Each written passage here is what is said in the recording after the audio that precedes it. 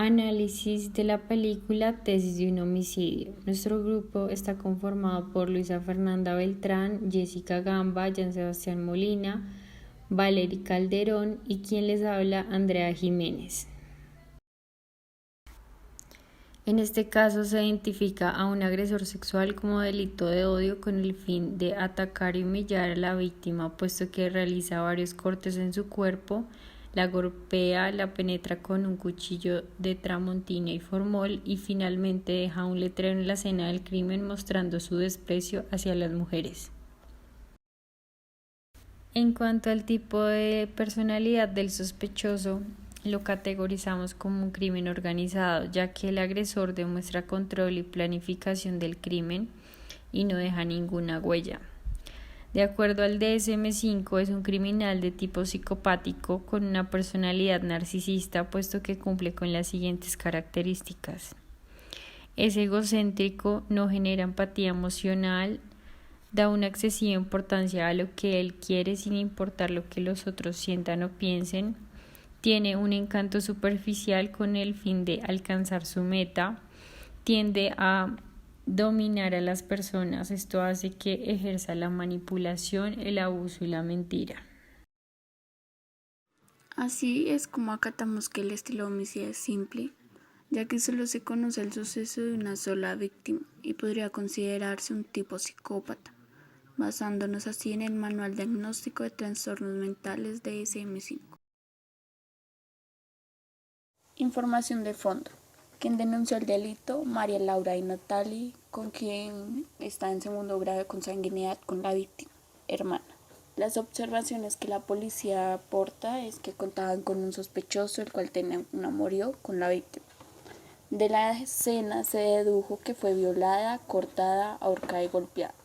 El sospechoso usó guantes de látex y no dejó huella alguna.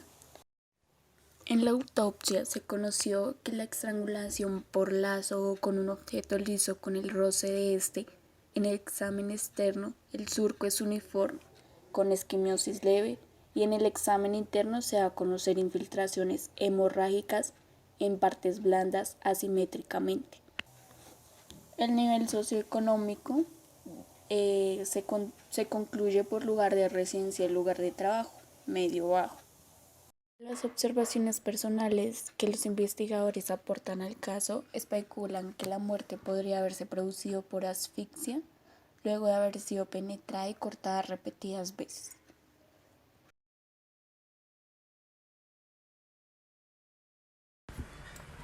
Análisis de la intención primaria del delincuente. El motivo era emocional porque el asesino quería demostrar que no siempre tiene la razón el que tiene el conocimiento, es decir, en este caso el profesor, ya que se obsesiona con demostrar una superioridad. Bueno, el riesgo para el agresor es alto, ya que él deja a su víctima en un lugar concurrido y sin embargo se arriesga. El riesgo para la víctima también es alto, ya que el presunto asesino la observa y acciona su plan, objetivo que ya tenía estudiado hace mucho. El método desarrollado en la película es deductivo porque se concentra en un análisis de la escena del crimen en cuanto a sus evidencias psicológicas para que se pueda deducir el perfil del autor de ese crimen. En este perfil se intenta pasar de los datos generales a los particulares de un único individuo. Para ello se analiza la escena del crimen, pruebas forenses, características geográficas, emocionales y motivacionales del agresor. Perfil psicológico del agresor. Alta valoración en psicopatía. En la escena del crimen no se observa quién cometió este acto, justificando que existen casos de asesinatos que son cometidos contra personas que no tienen ningún tipo de relación con el asesino. Se puede deducir que el asesino es un psicópata desalmado, pues al momento de matar a Valery no siente remordimiento ni arrepentimiento, es frío y déspota, que cumple sus deseos en cualquier momento. Muerte a las mujeres como ella. Se escribe que el motivo del criminal es del carácter visionario.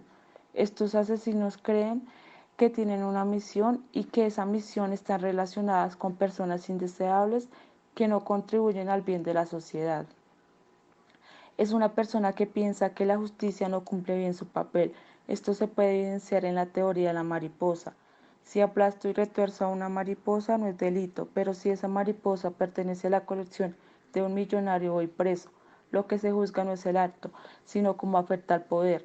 La justicia es una convención, un juez dicta sentencia, pero la víctima sigue esperando justicia.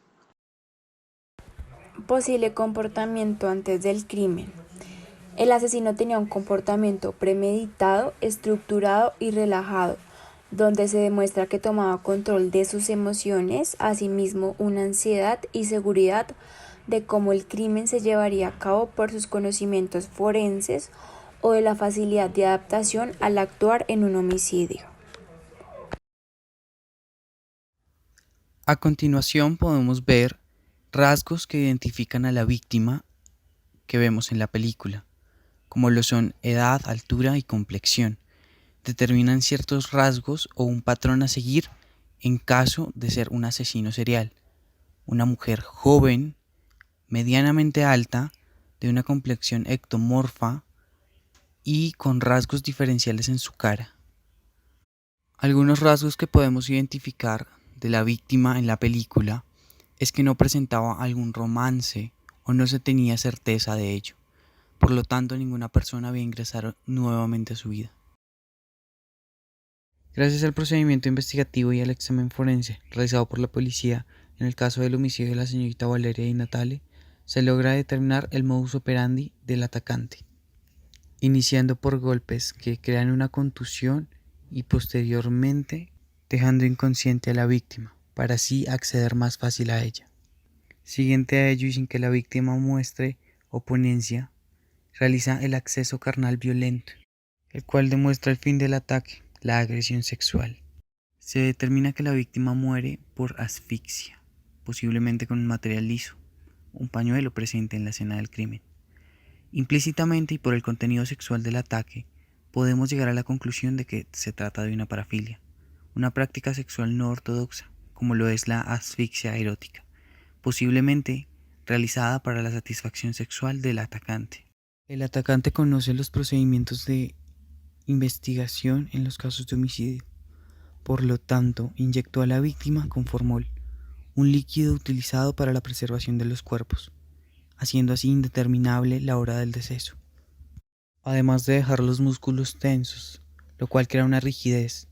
Por ello, realizó cortes en el cuerpo de la víctima para que se desangrase y no existieran coágulos de sangre que pudieran ayudar a identificar la hora en la que se crearon. Estas incisiones fueron realizadas con un cuchillo tramontina que posteriormente penetraría la zona vaginal de la víctima. Se encuentran varios golpes que posiblemente fueron realizados después del deceso de la víctima, en el transporte del lugar del homicidio al lugar donde ella fue encontrada. Podemos determinar también con una nota encontrada en la escena del crimen con la leyenda de muerte a las mujeres como ellas, la contundente carga de odio que tenía él hacia la víctima. Y, además de ello, abre la posibilidad de que se convierta en un asesino serial, queriendo así satisfacer sus deseos sexuales y su odio infundado. Reconstrucción de sucesos. El asesino conoce el bar, conoce a la víctima, previamente ya tiene los materiales con los cuales iba a cometer el asesinato. Posiblemente se la encuentra en el transcurso del día, ya que no se tiene alguna denuncia por desaparición, lo que indica que la víctima llevaba su rutina habitual. Además de ello, con el testimonio de la hermana, se refuerza la idea de que fue una víctima predeterminada sin que el homicida conociera a la víctima, debido a que no existía ninguna persona nueva en su vida. Este homicida se muestra empático, gana su confianza e inicia con su plan. El asesino golpea a su víctima, los cuales la dejan inconsciente, procede a violarla cuando satisface sus deseos sexuales, la asfixia y luego la corta para poder terminar el asesinato y dejando una nota la cual dice muerte a mujeres como ella, que posiblemente fue escrita antes de cometer dicho asesinato. Seguidamente se dirige al estacionamiento y la deja allí tirada al lado de su auto.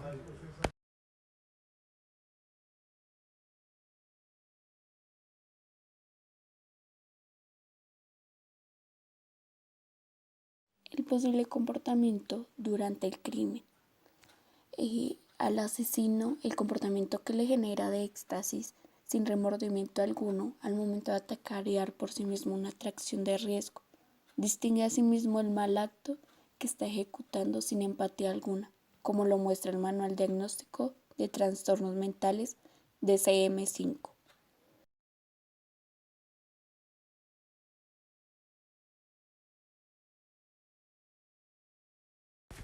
Después del crimen.